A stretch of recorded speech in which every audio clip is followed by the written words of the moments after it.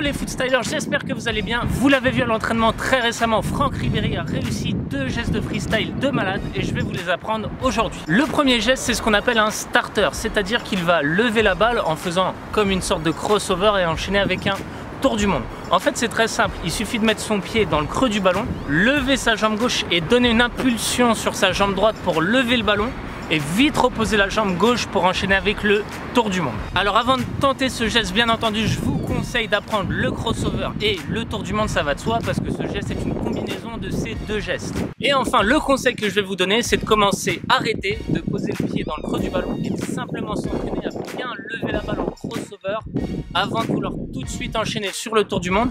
Commencez à l'arrêt pour ensuite le faire en mouvement. Et sur cette vidéo, il réalise aussi un deuxième geste qu'on pourrait appeler un demi-tour du monde enchaîné par un crossover avec le plat du pied gauche. La première étape que je vous conseille, bien entendu, c'est de bien maîtriser le tour du monde, siffler pour le sauteur, et ensuite de maîtriser la deuxième partie, c'est-à-dire le crossover avec le plat du pied gauche.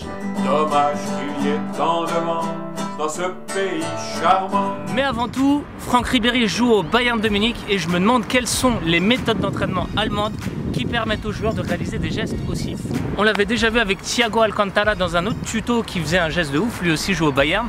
Je me demande quelles sont les méthodes germaniques. C'est la rigueur allemande avant tout. Allez, chaud au ballon, chaud au ballon. Petit conseil, avant de commencer, utilisez simplement votre main à la place du ballon. Donc vous mettez votre main à mi-hauteur et vous allez essayer simplement de la taper en levant la jambe droite avec l'intérieur du pied de la jambe gauche.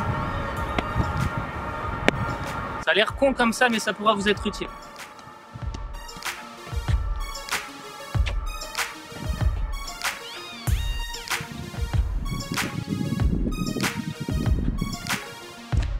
Une fois que vous avez maîtrisé ces 2 gestes, c'est comme d'hab, vous avez juste à les fusionner. Je vous montre.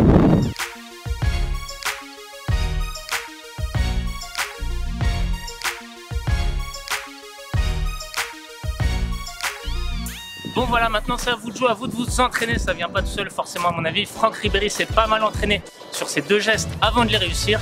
À vous d'en faire de même, à vous de sortir de derrière l'écran, d'aller chausser les crampons et d'aller vous entraîner. Comme on dit souvent, ton destin est entre tes yep et footstyle, ce genre de game.